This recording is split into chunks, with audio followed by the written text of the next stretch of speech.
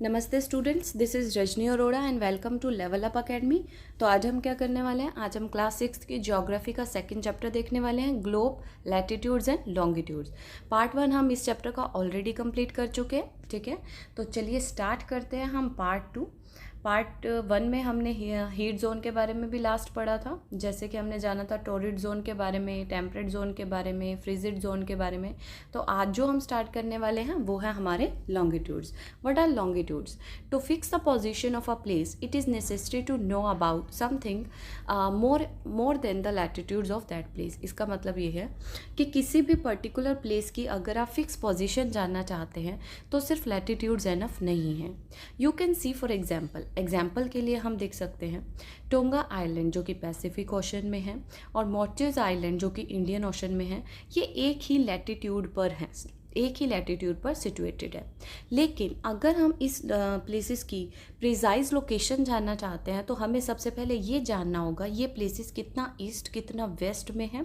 और ये चीज़ हम किस तरह से जान सकते हैं? हम जान सकते हैं रेफरेंस लाइन से, जो कि रेफरेंस लाइन नॉर्थ से साउथ की तरफ जाती है। और इन्हीं रेफरेंस लाइन को हम क्या कहते हैं? मेरिडियन ऑफ लॉन्गिट्यूड कहते हैं। तो ये है हमारे लॉन्गिट्यूड। देखिए ज़रा, ये लॉन्गिट्यूड कैसे जा रहे हैं? नॉर्थ से साउथ की तरफ, ठीक है। तो यहाँ पर आपको दिखाई दे रहा है कि 0 degree, 30 degree, 60 degree, 30 degree west, 60 degree west, ठीक है। तो ये हमारे क्या हैं? लॉन्गिट्यूड्स हैं, जो कि हमें एक पर्टिकुलर प्लेस की फिक्स पोजीशन जानने में हेल्प करते हैं, ठीक है। मतलब यहाँ पर हमने ये समझा कि लैटिट्यूड जो है वो एनफ नहीं है किसी भी पर्टिकुलर प्लेस की लोकेशन को बताने के लिए। तो उसके लिए हमें कुछ और रेफरेंस लाइन की ज़रूरत होती है, वो है हमारे लॉन्गिट्यूड्स, ठीक है। चलिए आगे देखते हैं, ज़रा इसके बारे में और जानते हैं।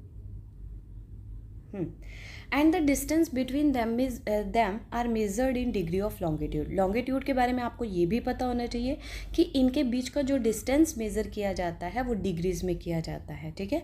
और हर एक डिग्री जो है वो मिनट्स में डिवाइडेड होती है और मिनट सेकेंड के अंदर डिवाइडेड होते हैं।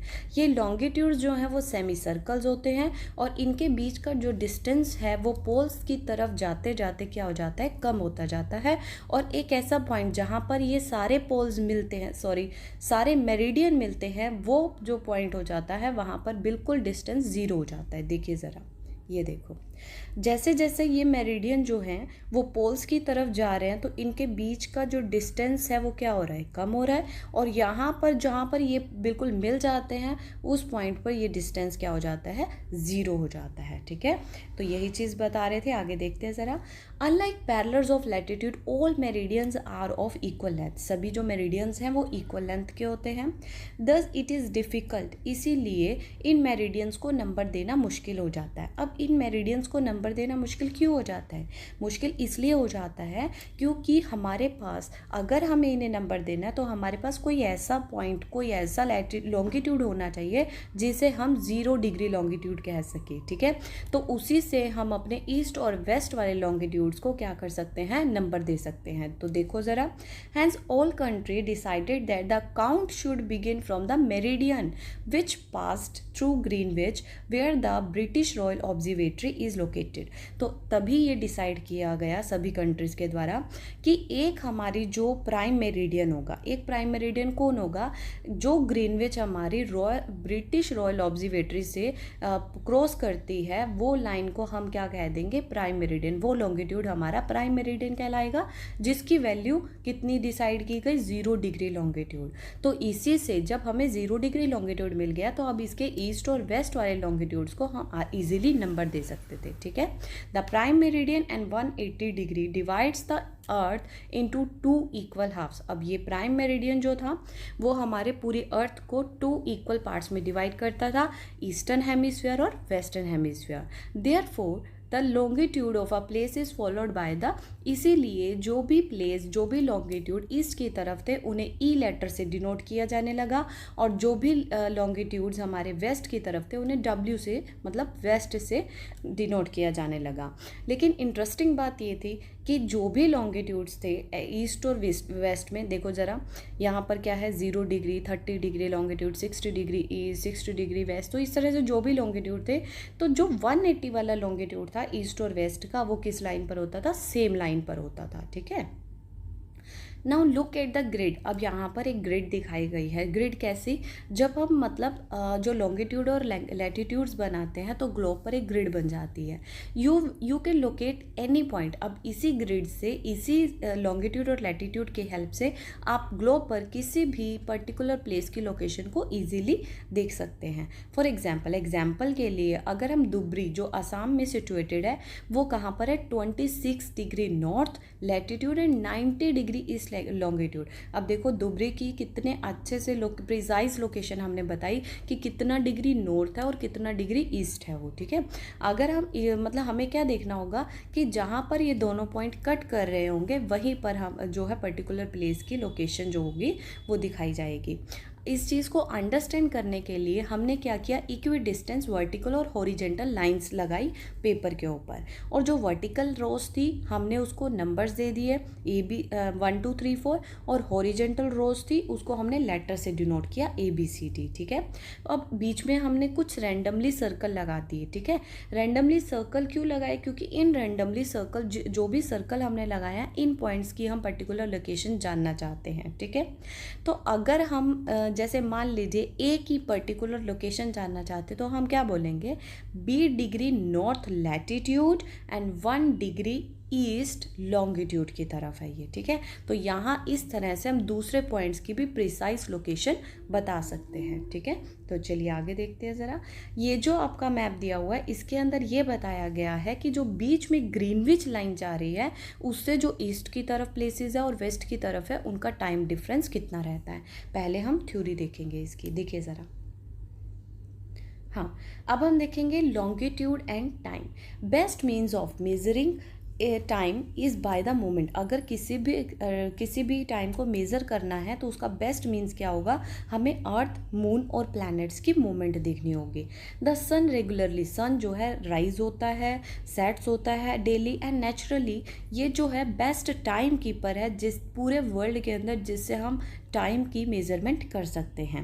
लोकल टाइम जो है वो कैसे मेज़र किया जाता था, सन की शैडो से मेज़र किया जाता है कि जहाँ पर सन की शैडो जो है सबसे शॉर्टेस्ट मतलब सबसे ज़्यादा छोटी होगी वहाँ नून होगा, जहाँ सनराइज होगा या सनसेट होगी वहाँ पर सन की जो शैडो होगी वो बहुत ज़्यादा लंबी दिखाई देगी। When the prime meridian of Greenwich has the sun at the highest point. अब ये चीज़ ध्यान से सुनिए, जो प्राइम मेरिडियन है ग्रीनविच है, अगर वहाँ पर सन जो है वो हाईएस्ट पॉइंट पर है स्काई में, तो उसके जो भी मेरिडियन होंगे उन सब पर सेम ही टाइम रहेगा, मतलब वहाँ पर मिड डे ही रहेगा। अगर प्राइम मेरिडियन पर मिड डे है तो उसके पास उस मेरिडियन पर जो भी प्लेसेस है उन पर मिड डे मतलब नून ही रहेगा। एज द अर्थ रोटेट, जैसे कि अर्थ रोटेट करती है west to east, those places east of Greenwich will be ahead of Greenwich time. अब ये क्या कहना चाह रहा है कि जैसे कि हम जानते हैं हमारी अर्थ कैसे रोटेट करती है, वेस्ट टू ईस्ट रोटेट करती है, तो जो भी प्लेसेस हमारी ग्रीनविच लाइन से ईस्ट की तरफ होंगे उनमें टाइम हमेशा ग्रीनविच के टाइम से ज़्यादा आगे होगा, और जो भी प्लेसेस ग्रीनविच के पीछे लोकेट करते हैं उनमें जो टाइम होगा वो ग्रीनविच के टाइम से पीछे होगा, ठीक है। ये जो डिफरेंस है वो कैसे कैलकुलेट किया जा सकता है, देखिए। अर्थ रोटेट करती है 360 इन अबाउट 24 आवर्स। 24 आवर्स में 360 कंप्लीट कर ली रोटेशन उसने। इसका मतलब ये हुआ 360/24 कितना हुआ, 15 डिग्री एन आवर, मतलब 1 घंटे में कितनी डिग्री कवर करता है, 15 डिग्री। अब अगर 1 घंटे में 15 डिग्री तो 1 डिग्री कितने में होगा, से 1 डिग्री होगा 4 मिनट्स में। कैसे? क्योंकि 1 घंटे में हो गए 60 मिनट्स, तो 60/15 क्या हो जाएगा, 4 मिनट्स आ जाएगा। तो 1 डिग्री कितने में हो जाएगा, 4 मिनट्स में वो कंप्लीट करता है। This when it is 12 noon at Greenwich, तो इसीलिए अगर मान लीजिए ग्रीनविच पर 12 नून बजे हुए हैं तो टाइम जो होगा अगर 15 डिग्री ईस्ट की तरफ देखे, ग्रीनविच से आगे की तरफ देखे तो क्या होगा, 60 मिनट्स आगे होगा। अगर मान लीजिए ग्रीनविच पर 12 नून है तो जो ग्रीनविच से आगे ईस्ट की तरफ होगा वहाँ पर कितने बजे होंगे, 1 बजा होगा, और जो ग्रीनविच से पीछे होगा उसमें 1 घंटा पीछे होगा तो वहाँ पे कितने होंगे, 11 बजे होंगे। समझ आए कि मान लीजिए मिड में क्या है, ग्रीनविच है, ग्रीनविच से ईस्ट की तरफ 1 बजा हो, ग्रीनविच से वेस्ट की तरफ क्या हो जाएगा, 11 बजे होंगे, ठीक है। आगे देखिए, at any place of a watch इसी तरह से अगर 12 ओ क्लॉक जो है वो मतलब हाईएस्ट पॉइंट है स्काई में ग्रीनविच पर, उसके अकॉर्डिंग हम अपनी वॉच को एडजस्ट कर सकते हैं, टाइम को जान सकते हैं। Time shown by such a watch time shown by such a watch will give the local time for that place. You can see that all places, मतलब इस तरह से अगर उस लॉन्गिट्यूड्स पर जो भी प्लेसेस होंगे तो उन पर क्या होगा, सेम टाइम रहेगा। ठीक है। Why do we have standard times? अब इंडिया की बात हो रही है कि हमें स्टैंडर्ड टाइम जो है इंडिया के अंदर एक स्टैंडर्ड टाइम मेरिडियन बनाने की ज़रूरत क्यों पड़ी? जो लोकल टाइम था प्लेस का, विच आर ऑन डिफरेंट, जो अलग अलग मेरिडियन पर अलग अलग होता है लोकल टाइम। ठीक है। एग्जाम्पल के लिए हम देख रहे हैं कि अगर हमें एक टाइम टेबल बनाना है ट्रेन की समय सारिणी बनानी है जो कि अलग अलग लॉन्गिट्यूड से ट्रैवल क्रॉस करती है, तो उसको बनाने में हमें बहुत ज़्यादा प्रॉब्लम होगी, डिफ़िकल्टी होगी। क्यों होगी? क्योंकि इंडिया के अंदर देयर आर अ डिफरेंस, जो डिफरेंस है वो कितना है? अगर हम दो प्लेसेस की बात करें, द्वारका की बात करें, डिब्रूगढ़ की बात करें असम के अंदर, तो इन दोनों प्लेसेस के बीच में 1 घंटे 45 मिनट का डिफरेंस है। तो अब अगर इनके अकॉर्डिंग हम टाइम टेबल बनाएंगे तो इन दोनों की जगहों में तो क्या हो जाएगा, टाइम का लैग रहेगा कि 1 घंटे और 45 मिनट का हमेशा फ़र्क रहेगा। ठीक है। तो हमें क्या फील हुआ कि इसको टाइम को मैनेज करने के लिए कि पूरी कंट्री में एक ही जैसा टाइम रहे, तो एक मेरिडियन, सेंट्रल मेरिडियन तैयार किया गया जिसे हम स्टैंडर्ड टाइम कहते हैं। ठीक है। तो वो स्टैंडर्ड मेरिडियन कितना हुआ, हमने रखा 82, मतलब 82.5 डिग्री ईस्ट की तरफ अगर हम बात करें। ठीक है। तो 82.5 डिग्री रखा गया। इससे क्या हुआ, लोकल टाइम जो है इस मेरिडियन से जो मेज़र किया जाता था वो क्या होता था, स्टैंडर्ड टाइम होता था। अब दोबारा से एक चीज़ को समझते हैं। देखो, अब यहाँ पर इंडिया की अगर हम बात करें 68 डिग्री ईस्ट और 97 डिग्री ईस्ट के बीच में 30 डिग्री का ऑलमोस्ट डिफरेंस था। 30 डिग्री का क्या मतलब हुआ, 15 डिग्री मतलब 1 आवर। ठीक है। और 30 डिग्री मतलब 2 घंटे का डिफरेंस हुआ कि जो ईस्ट की तरफ अगर 8 बज रहे होते थे सुबह के, तो जो 60 डिग्री ईस्ट की तरफ जो टाइम रहता था वो क्या रहता था, वो हमेशा क्या रहता था, 2 घंटे पीछे रहता था। तो वहाँ पर सुबह के 6 बज रहे होते थे। तो इसको कंप्लीट करने के लिए हम 1 घंटा पीछे और वेस्ट से 1 घंटा आगे की तरफ आए, मतलब हमें बीच में एक टाइम रखा ताकि अगर यहाँ पर 8 बज रहे हैं तो हम उस 8 को नहीं, मतलब 7 जो है वो दोनों जगहों के लिए क्या हो जाएगा, एक स्टैंडर्ड टाइम हो जाएगा। इसलिए स्टैंडर्ड टाइम जो है इंडियन स्टैंडर्ड टाइम को सेट किया गया। ठीक है। तो चलिए आगे देखते हैं ज़रा। कबीर जो है वो एक छोटे से टाउन में रहता है, भोपाल में। वो अपने फ्रेंड को बताता है, आलोक को, कि आज जो है वो पूरी रात नहीं सो पाएगा। क्यों नहीं सो पाएगा? क्योंकि एक डे नाइट क्रिकेट मैच है जो वो देखना चाहता है, इंडिया और इंग्लैंड के बीच में है, जो 2 बजे शुरू होगा लंदन में। इसका मतलब ये हुआ कि अगर लंदन में 2 बजे शुरू होगा तो इंडिया में वो कितने बजे शुरू होगा, 7:30 PM, 7:30 बजे शाम को। ठीक है। और वो कब ख़त्म होगा, रात को ख़त्म होगा। India located east of Greenwich. India locate करता है कितने पर, 82 डिग्री 30 ईस्ट। मतलब अगर हम टाइम डिफरेंस की बात करें तो 5 आवर्स 30 मिनट जो हैं वो हमारा क्या हो गया, इंडिया जो है वो आगे है ग्रीनविच लाइन के टाइम से। तो यहाँ पर कितना टाइम होगा, 7:30 होगा। मतलब अगर 2 बजे लंदन में 2 बजेंगे तो यहाँ पर कितने बजेंगे इंडिया में, 7:30। Some countries have a great longitude extent. मतलब कुछ ऐसी कंट्रीज़ हैं जहाँ पर ये लॉन्गिट्यूड एक्सटेंट जो होता है वो ज़्यादा होता है, इसलिए वो एक से ज़्यादा स्टैंडर्ड टाइम जो है वो अडॉप्ट करते हैं। मतलब हमारी इंडिया में एक स्टैंडर्ड टाइम अडॉप्ट किया गया, उसी तरह से दूसरी कई कंट्रीज़ हैं जिनमें एक से ज़्यादा स्टैंडर्ड टाइम को रखा जाता है, माना जाता है। फॉर एग्जाम्पल रशिया की अगर हम बात करें तो 11 स्टैंडर्ड टाइम जो हैं वो सेट किए जाते हैं। The earth has divided into 24 time zone है, और हर एक जोन जो है वो 15 डिग्री कवर करता है लॉन्गिट्यूड का। ठीक है।